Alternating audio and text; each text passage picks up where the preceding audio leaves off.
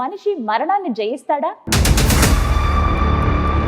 2045వ సంవత్సరానికల్లా మనిషికి అమరత్వం సాధ్యమవుతుందా? ఒకవేళ అదే నిజమైతే ఈ భూమండలం సరిపోతుందా మనుషులకి?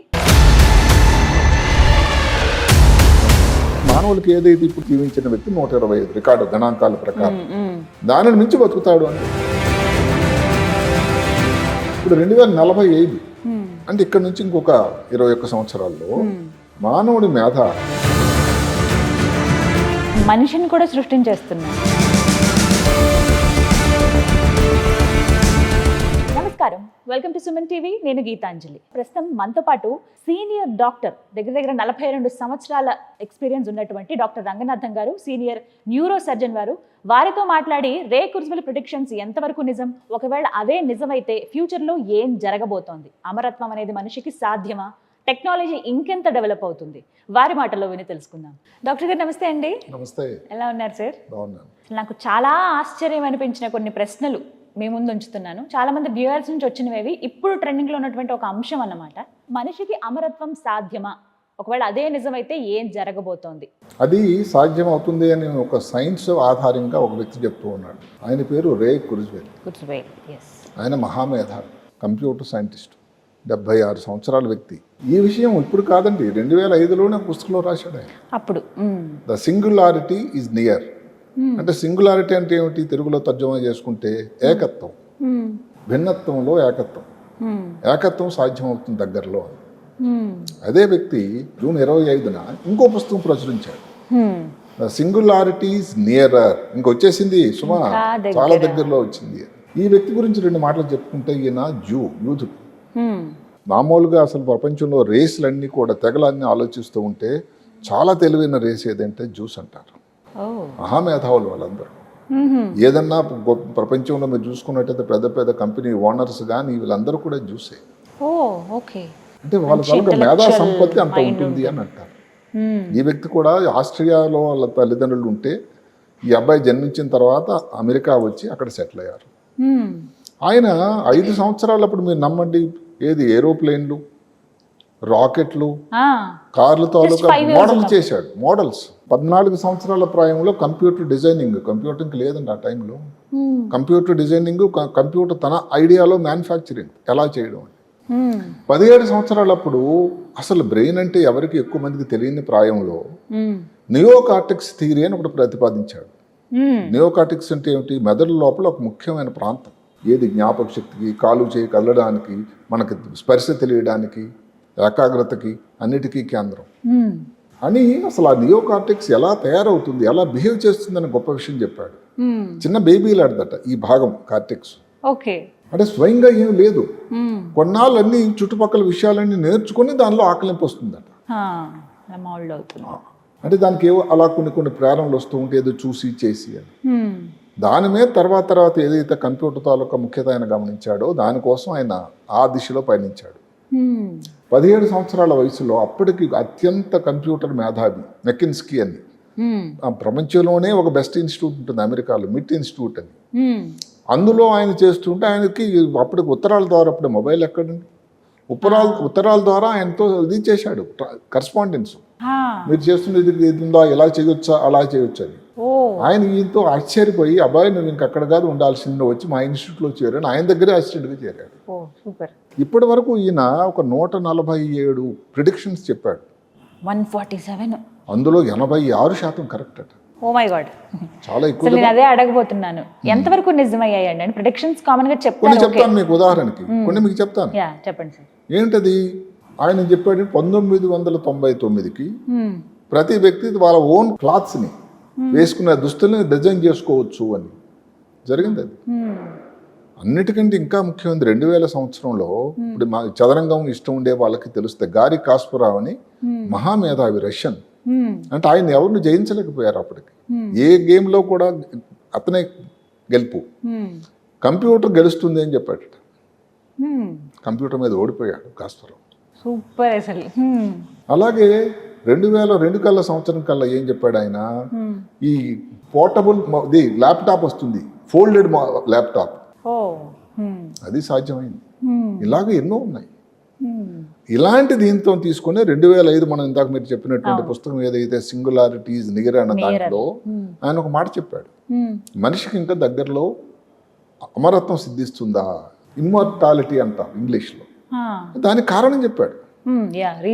ఏమిటా కారణం అంటే దగ్గరలో నానో రోబోస్ రాబోతున్నాయి. మనం చెప్పుకుందాం నానో రోబోస్ అంటే ఏమిటో. అవి శరీరంలో ఉండి ఈ వయస్సు లేకపోతే కొన్ని జబ్బులతో ఉండేటువంటి క్యాన్సరే వచ్చింది, లేకపోతే ఇంకేదన్నా ప్రాబ్లం బ్రెయిన్లో వచ్చింది, దానికి చిన్న నానో రోబోస్ ద్వారా వైద్యం అక్కడికి వెళ్ళి మిగతా చుట్టుపక్కల తాలూకా ప్రాంతాలకి టిష్యూస్కి ఏది కూడా డ్యామేజ్ కాకుండా పూర్తి ఆరోగ్యవంతులు చేసేటువంటి గొప్ప పద్ధతి. అది ఈ దగ్గరలో వస్తుందని అప్పుడు ప్రిడిక్షన్ ఇచ్చాడు. ఇప్పుడు నానో రోబోస్ చాలా విరివిగా వాడుతున్నారు ప్రపంచం అంతటా. నానో అంటే ఏమిటి? 1 మిల్లీమీటర్లో 10 లక్షల వంతు, అసలు కంటికి కూడా కనబడదు. అందువల్ల దాని మంచిది కూడా. ఇప్పుడు ఎక్కడి నుంచి మనం ఇంట్రావీనస్ ఇంజెక్షన్ ఇచ్చినట్టుగానే ఆ నానో రోబోన్ ఎక్కడి నుంచి వెళ్తే క్యాన్సర్ ఫలానా చోట్ల ఉంది, అక్కడికి వెళ్ళి ఆ క్యాన్సర్ కణాలని ఛేదించి డ్యామేజ్ చేసి ఇంకా మళ్ళీ చుట్టుపక్కల నార్మల్గా ఉండే కణాలు ఏమాత్రం డ్యామేజ్ చేయదు. ఏదన్నా ముఖ్యమైన చోట్ల టార్గెట్ థెరపీ అంటారు. అలాగే ఇప్పుడు అక్కడ ఎక్కడైనా మెదడు లోపల రక్తం గుడ్డు కట్టుకుంది, ఇప్పుడు ఉన్న పద్ధతులు ఏమిటి? దానికి మందులు ఇవ్వడం, ఒక్కోసారి ఆపరేషన్ చేయడం, ఇవన్నీ ఉన్నాయి. దాన్ని ఛేదించేస్తుందట, చిన్న చిన్న ముక్కలా చేసేస్తుంది.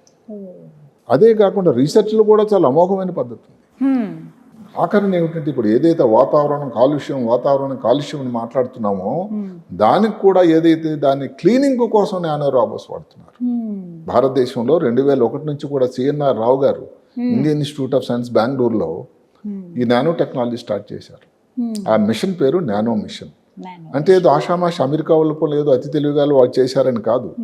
భారతదేశంలో కూడా 2001 అంటే గత 23 సంవత్సరాల నుంచి దానికి జరుగుతూ ఉంది. స్టార్టింగ్లో భారతదేశంలో ఈ డెంటల్ ఇదేవైతే రూట్ ట్రీట్మెంట్ అన్నారు చూసారా, దానికోసం వాడేవాళ్ళు.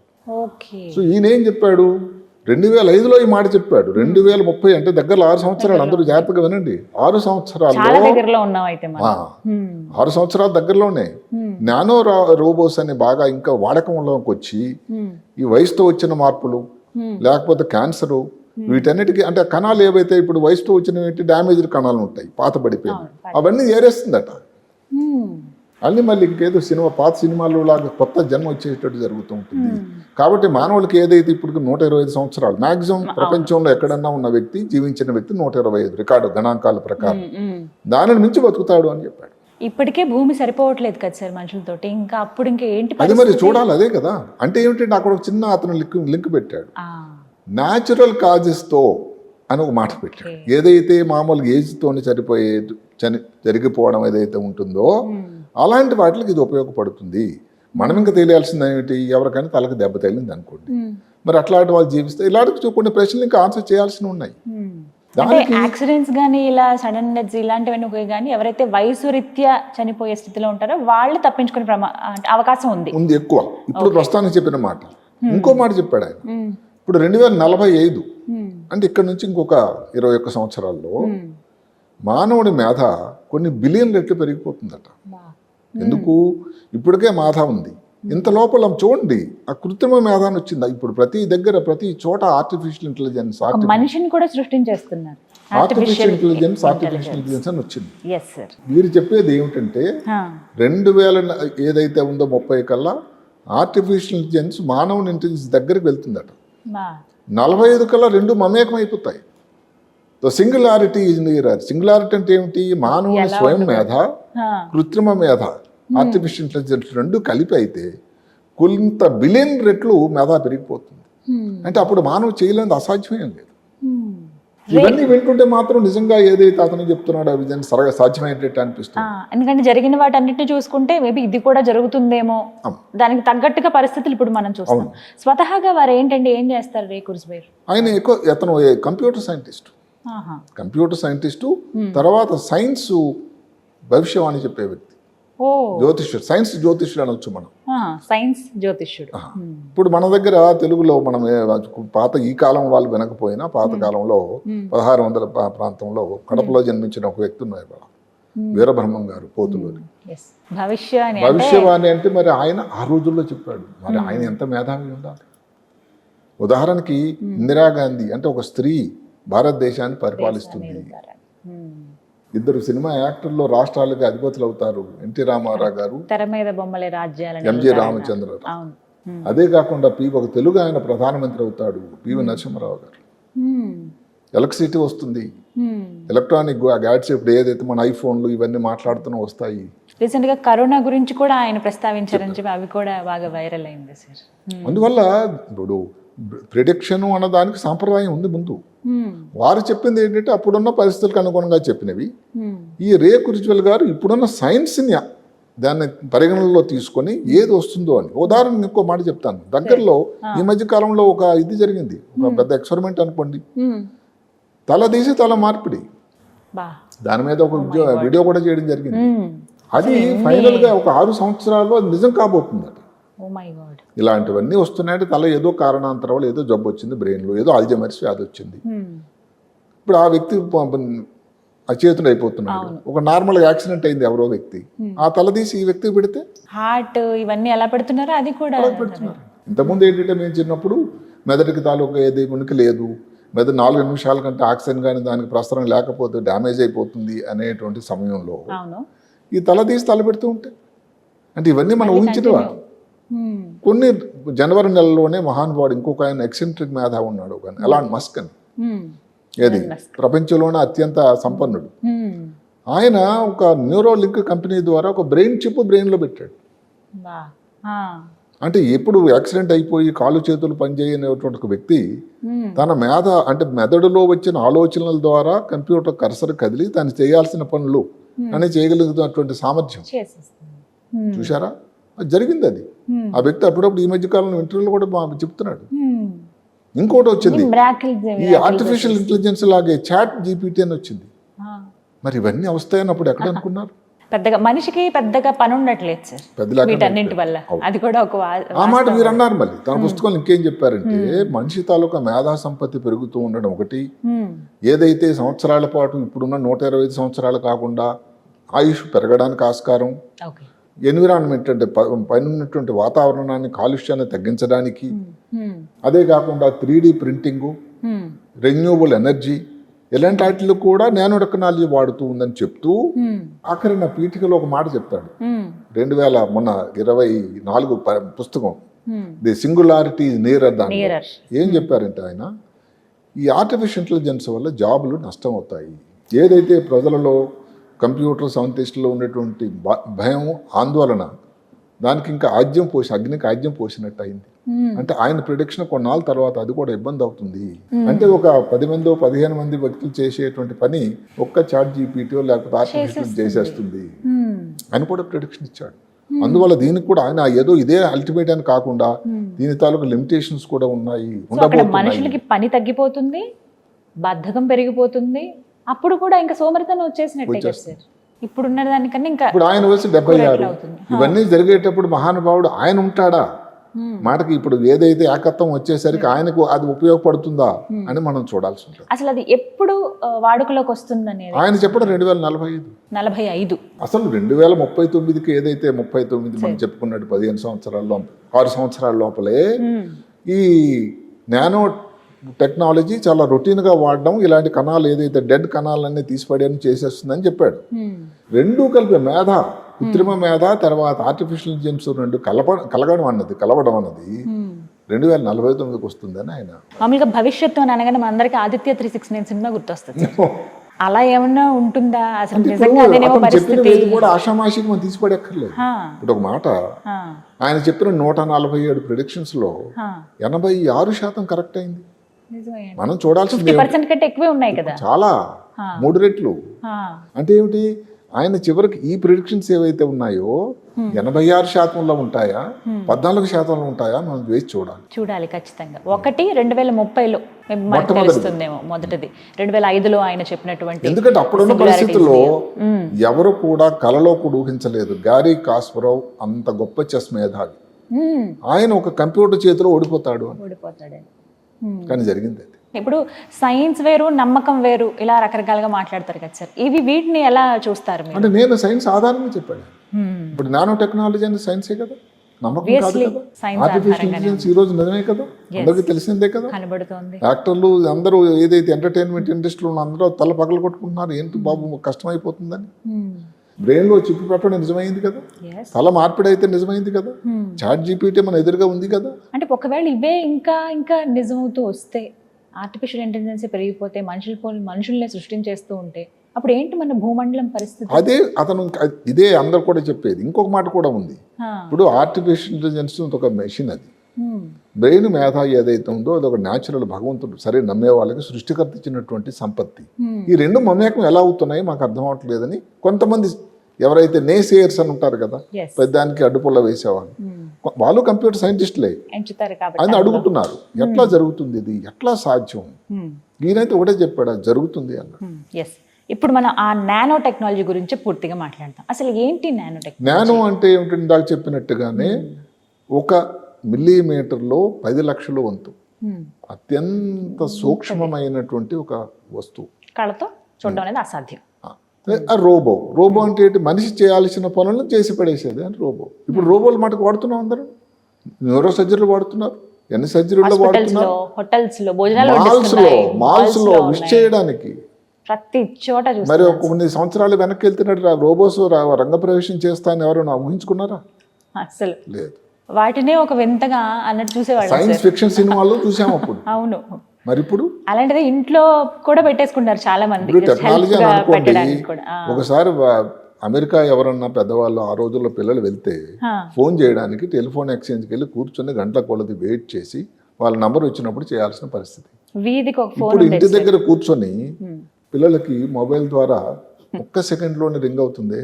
ఇక్కడ ఎలా ఉన్నారో కూడా కనబడిపోతుంది చక్కగా. మరి ఇది అంత సాధ్యమైందంటే అంటే సైన్స్ తాలూకా ప్రగతి, సైన్స్ తాలూకా మేధ ఎంత వడిగా వెళ్తుంది అని అంటే ఇది ఎవరు కూడా లెక్కలు చేయలేనటువంటి పరిస్థితి అయిపోయింది. ఏదో 2G వచ్చింది, ఇప్పుడు మరి 5Gకి వచ్చేసిందే. ఆ తర్వాత ఇంకా 6G అదనాలు పడుతుంది. అది ఇంకా అంత దూరం లేదంటే ఇప్పుడు అనాలి మనం నేరర్ అని. అందువల్ల నేను ఎందుకు చెప్తున్నానంటే ఇది ప్రిడిక్షన్ అని కాకపోయినా ఇప్పుడున్నటువంటి సైన్స్ తాలూకా ప్రగతి, ఆలోచన పద్ధతి, వ్యక్తుల తాలూకా అది, అందులోన భగవంతుడికి మేధ ఆల్రెడీ సంపత్తి ఉంది, దానికి తోడు ఈ కృత్రిమ మేధ, దానివల్ల బిలియన్స్ ఆఫ్ టైమ్స్ తెలివి పెరిగిపోతుందట మానవునికి. ఇక్కడే అంటే తెలివి ఇదంతా కేవలం మనిషితోనే సాధ్యం కదా సార్, మనిషి లేకుండా మెషిన్ చేయగల. మెషిన్ తో ప్రాబ్లం అది కూడా ఇంకో మాట ఉంది. ఇప్పుడు మెషిన్ ఆర్టిఫిషియల్ ఇంటెలిజెన్స్ దేని మీద డిపెండింగ్, దానికి ఒక ఇన్ఫర్మేషన్ ఇవ్వాలి, ఇన్పుట్ ఉండాలి, చేయాల్సిందే. అంతే. ఇన్పుట్ లేకపోతే ఆగిపోయింది, ఇంటెలిజెన్స్ పనిచేయదు కదా. అందుకని ఇప్పుడు ఉన్నటువంటి సమాచారం ప్రకారం అందరూ అడుగుతూ ఉంటారు, సార్ ఆర్టిఫిషియల్ ఇంటెలిజెన్స్ మనిషిని ఇంకా తీసి పడేస్తుందా అని. ఇప్పటికున్న దాన్ని బట్టి అయితే తీసేయడానికి లేదు. ఎందుకు? ఆర్టిఫిషియల్ ఇంటెలిజెన్స్ తయారు చేసిందే మనిషి కదా. అదే ఆ మెషిన్ పనిచేయాలంటే దానికి ఇన్పుట్స్ కావాలి, దానికి ఇన్ఫర్మేషన్ కావాలి. డేటా ఏదైనా కారణం వల్ల కానీ తక్కువైంది అనుకోండి, ఇంకా ఆర్టిఫిషియల్ పని ఎక్కడ చేస్తుంది? మనిషి కన్నా కంప్యూటర్ చాలా తెలివైందని అంటారు, కానీ అలాంటి తెలివైన కంప్యూటర్ ని కనిపెట్టింది మనిషే కదా. అందుకనే ఈయన ఎంత తెలివైన వాడు రేకురువెల్ అంటే ఒక్క కంప్యూటర్ చేసేస్తుంది అనలేదు. మనిషి మేధ ఏదైతే స్వయంగా ఉన్నదో దానికి ఇది కలిసినట్టయితే రెట్టింపై అంత మేధ వస్తుంది అని ఒక మంచి మ్యాథమెటికల్ క్యాలిక్యులేషన్ చేశాడు ఆయన. ఓకే, అంటే ఇప్పుడు ఒకవేళ ఆయన అనుకున్నట్టుగానే, ఆయన చెప్పినట్టుగానే అనుకుందాం సార్, మనిషి మీద చాలా బాగా పెరిగింది ఆర్టిఫిషియల్ ఇంటెలిజెన్స్ సహాయంతో, అప్పుడు ఇంకా ఎలాంటి ఇన్వెన్షన్స్ వచ్చే అవకాశం ఉంటుంది? ఇప్పుడైతే మనం ఊహించడం కష్టం. మనం ప్రెడిక్షన్ చెప్పలేమంటారు. ఎందుకంటే ఇప్పుడు వాళ్ళు మైక్రోసాఫ్ట్ వచ్చినంత వరకు చాట్ జీపీటీ వస్తుందని చెప్పారు. అసలు నేను ఆ మధ్యన ఒక వీడియో చేస్తే మా మిత్రుడు ఒక ఆయన ఈ దీని ద్వారానే దాని ఇంగ్లీష్ ట్రాన్స్లేషన్ చెప్పాడు, పెట్టేశాడు ఇమీడియట్ 10 నిమిషాల్లోనే. ఎన్నో యూరోప్ దేశాల్లో అక్కడ ఉండే ప్రెసిడెంట్లు, ప్రైమ్ మినిస్టర్లు ఆర్టిఫిషియల్ ఇంటెలిజెన్స్ ద్వారా వాళ్ళ స్పీచ్లు ఇస్తున్నారు. మరి మన భారతదేశంలో జరిగిన క్యాన్వాసింగ్ లో కూడా కొంతవరకు ఆర్టిఫిషియల్ ఇంటెలిజెన్స్ వాడకంలోకి వచ్చింది. చాలా యూజ్ చేశారు. తెలుగులో మాట్లాడలేని వ్యక్తులు మరి తెలుగులోనే వచ్చేసింది స్పీచ్ వాళ్ళది ఆ గొంతుతో. మరి ఇవన్నీ సాధ్యమవుతాయని అనుకున్నాం ఒక 4 క్రితం. అందువల్ల ఇప్పుడు సైన్స్ అంటే గత 30-40 సంవత్సరాలు సైన్స్ తాలూకా ప్రగతి అసలు ఎవరికి కూడా ఊహకందనంత వచ్చింది. అయితే మీరు ముందు ఒక ప్రశ్న అడిగారు, ఇంతేగాని ఇలాగే కానీ జనాభాకి మరణాలు లేకుండా ఉంటే భూమి భరిస్తుందా అన్నది. ఇది కష్టమైన ప్రశ్న. అయితే ఇంకేమైనా ఇబ్బందులు విపత్కారాలు వస్తాయో అది మనం చూడాలి. కీడించి మేలంచమన్నారు అలా ఆయన అయితే మనం రేకురువేలు కాదు, మనం అలాంటి ఊహ మనం చేయలేము కాబట్టి జనాన్ని భయభీతులు చేసి భయాలను ఆందోళన చేయడానికి మన ప్రయత్నం చేయకపోయినా, కానీ అమరత్వం ఉంది అని అనగానే ఒక ఆశ మనిషిలో చిగురుస్తుంది. అంటే ఇప్పుడు ఇదే చెప్పాను కదా, ఇప్పుడు 75 సంవత్సరాలు భారతదేశం తాలూకా జీవన ప్రమాణాలు 70 సంవత్సరాలు. ఈ మధ్య కాలంలో మనిషి 100 సంవత్సరాలు ఉండొచ్చు, మిగతా వాళ్ళందరూ 100 సంవత్సరాలు. చాలా దగ్గర ప్రాంతాలు ఉన్నాయండి 100 సంవత్సరాలు బతుకుతున్నారు. సార్డినియా అని అమెరికాలో ఒకటి ప్రాంతం.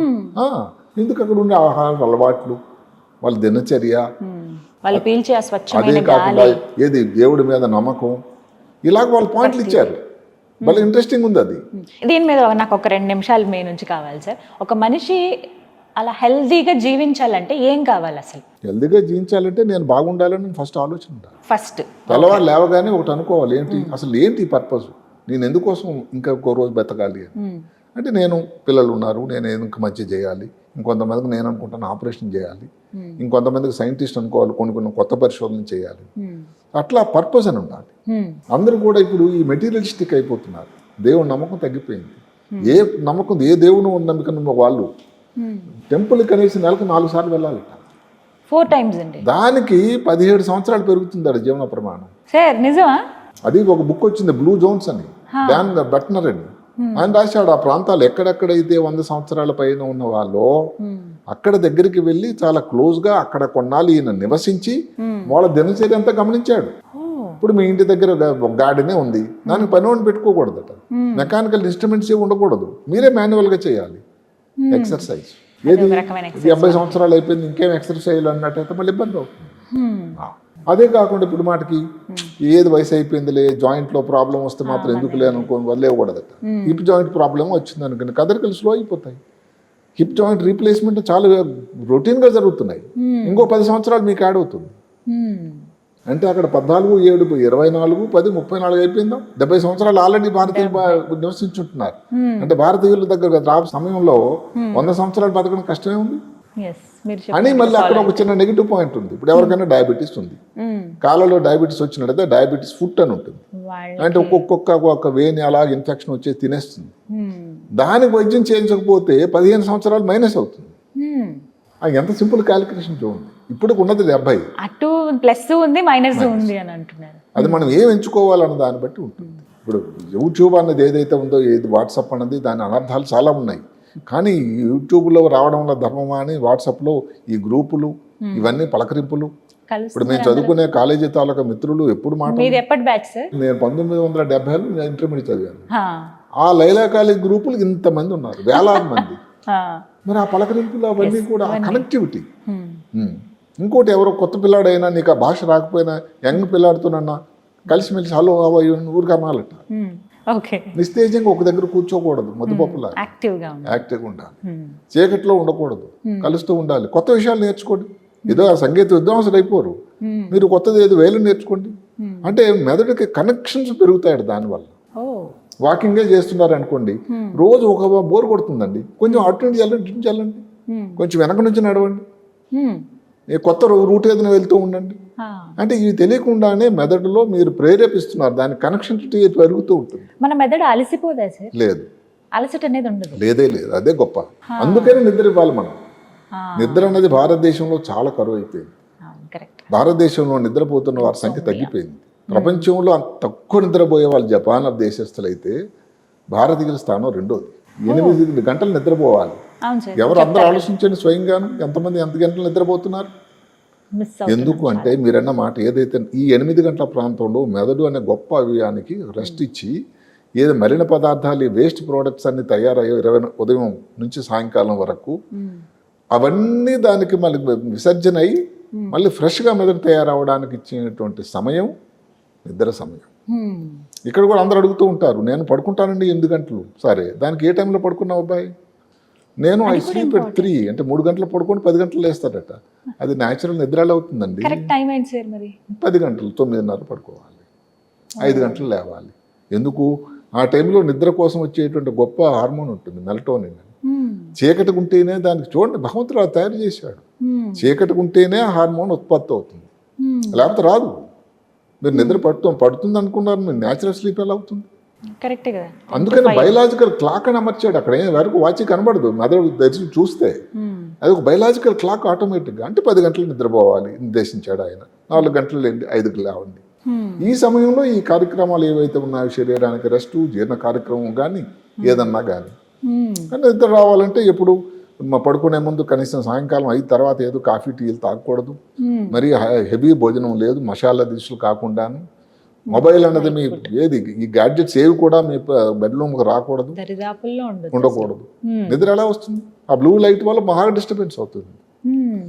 ఇన్ని జాగ్రత్తలు తీసుకుంటే నిద్ర కానీ ఇచ్చినట్టయితే బెస్ట్ మెడిసిన్ ఇదేమిటి? పేదవాడికి కానీ భాగ్యవంతుడికి కానీ భగవంతుడు ఇచ్చినటువంటి వరం నిద్ర. ఇప్పుడు బండ మీద పడుకుంటుంటాడు కూలి, ఆయన ఏం వస్తువులు తలపము, లేకపోతే ఏసీ ఉంటుంది అక్కడ.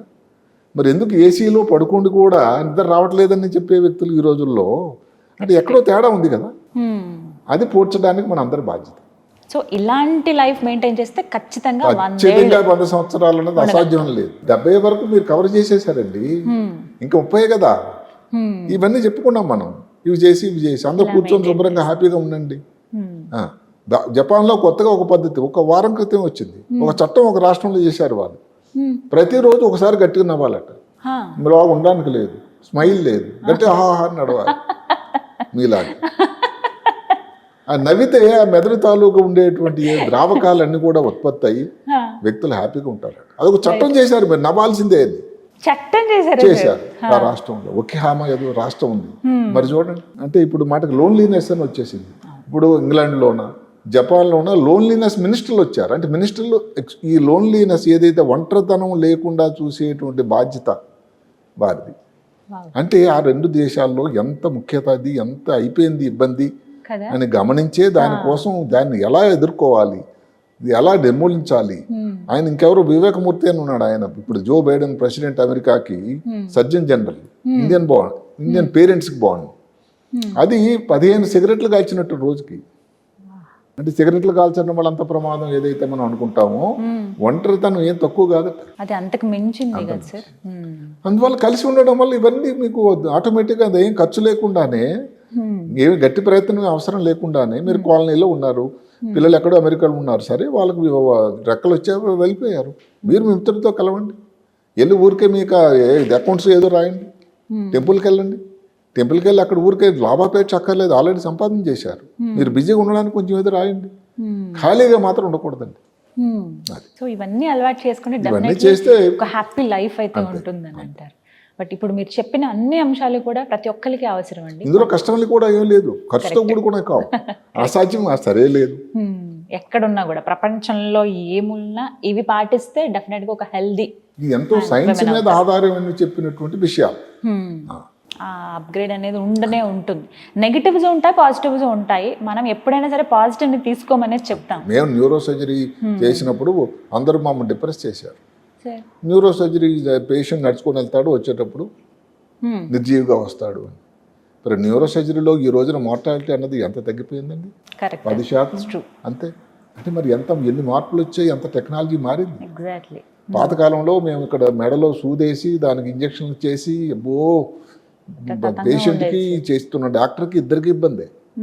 ఇప్పుడు సిటీ స్కాన్ వచ్చిందండి, 5 నిమిషాల్లో బ్రెయిన్లో ట్యూమర్ ఉందా, ఎక్కడ, ఎంత పెద్దది, ఆపరేషనా లేదా, సిటీలో కనబడలేదా, ఎంఆర్ఐ, ఎనభైలో పూర్తి వివరాలు తెలియలేదా, పెట్ స్కాన్. ఇంకా మీకు అసలు ఏంటి కావాలి చెప్పండి. ఇవన్నీ కూడా భాగ్యనగరంలోనే లభ్యమే ఉన్నాయి, ఎక్కడికో వెళ్ళక్కర్లా, అమెరికా ఇంకా వెళ్ళాల్సిన లేదు. పాతకాలంలో ముఖ్యమైన రాజకీయాలందరూ విదేశాలు వెళ్ళేది, గుండె ఆపరేషన్లు చేయించుకున్నారు అక్కడికి. ఇప్పుడు ఎందుకంటే ఈ రాష్ట్రంలో, ఈ నగరంలో ఇవన్నీ లభ్యంగా ఉన్నాయి. అంటే అర్థమేంటి, సైన్స్ ఎల్లలు దాటి, సరిహద్దులు దాటి వ్యాప్తి చెందింది. అప్గ్రేడ్ అవుతున్నటువంటి ఈ టెక్నాలజీ అందరికీ అందుబాటులోకి వచ్చేసింది. అది మంచిది కూడా, ఆ విధంగా మానవాళికి ఎంతో ఉపయోగకరమైంది. దానివల్ల ఎన్ని అపశృతులు ఉంటాయి అని మనం వేచి చూడాలి. అది ముందుగానే ప్రెడిక్ట్ చేయలేము అంటే, అది చేయలేము. బట్ ఈ మిరాకిల్స్ అన్ని చూడడం మన అదృష్టమే సార్. అదృష్టం. టెక్నాలజీ అంత డెవలప్ అయింది. అందువల్లే నేనైతే ఈ కురిగల్ గారు ఏదైతే ప్రిడిక్షన్స్కి ఎక్కువ ఓట్లు వేస్తున్నాను. చూద్దాం. హోప్ సో మంచి జరగాలనే కోరుకుందాం. ఇదంతా మంచి జరగడానికని. ఎస్, అన్ని అందుబాటులోకి వచ్చేసాయి. ఇది హెల్త్ పరంగా ఇంకా పెరిగే అవకాశం కూడా మనిషి ఉంది. ఆయుష్ ఏదో కొత్తది వస్తుంది టెక్నాలజీ. ఏదో ఒకటి కొత్తది వస్తూనే ఉంటుంది సార్. మనం ఒకసారి గుండె మార్పిడి అంటే ఎప్పుడెప్పుడు నవ్వుకున్నాం, గుండె మార్పిడి ఏంటి, గుండె మార్చేసేయాలరా అని. మరి గుండె మార్చి ఇప్పుడు రొటీన్గా అయిపోతున్నాయి. చెప్పండి, ఆర్టిఫిషియల్ హార్ట్ అట, కృత్రిమ గుండె అంటే ఇన్ని మార్పులు వస్తున్నప్పుడు ఇది ఎందుకు అసాధ్యం అనుకోవాలి? నిజమే. ఒకసారి మనం పురాణాలు చూసుకున్న అమృతం తాగితేనే అమరత్వం అన్నాం, కానీ ఇప్పుడు అమృతం తాగాల్సిన అవసరం లేదు, మనిషి మేధతో సరిపోతుంది. Correct sir. సో అదే జరగబోతుంది అనమాట. But thank you so much sir, చాలా విలువైన విషయాలు, మీది అమూల్యమైన సమయం బట్ మా కోసం కేటాయించి. రేకుల సుబ్బయ్య గారు, అంటే ఆయన చెప్పిన థాట్ ఏంటి, ఏ రకంగా చెప్పారు, అది ఎలా ఉండబోతోంది ఫ్యూచర్లో, ఎంతవరకు మనం వెయిట్ చేయాలి, అవి మనిషి ఏ విధంగా తీసుకోవాలని చాలా చక్కగా క్లియర్గా మాకు వివరించారు sir. Thank you so much doctor గారు. నమస్కారం అండి. నమస్కారం.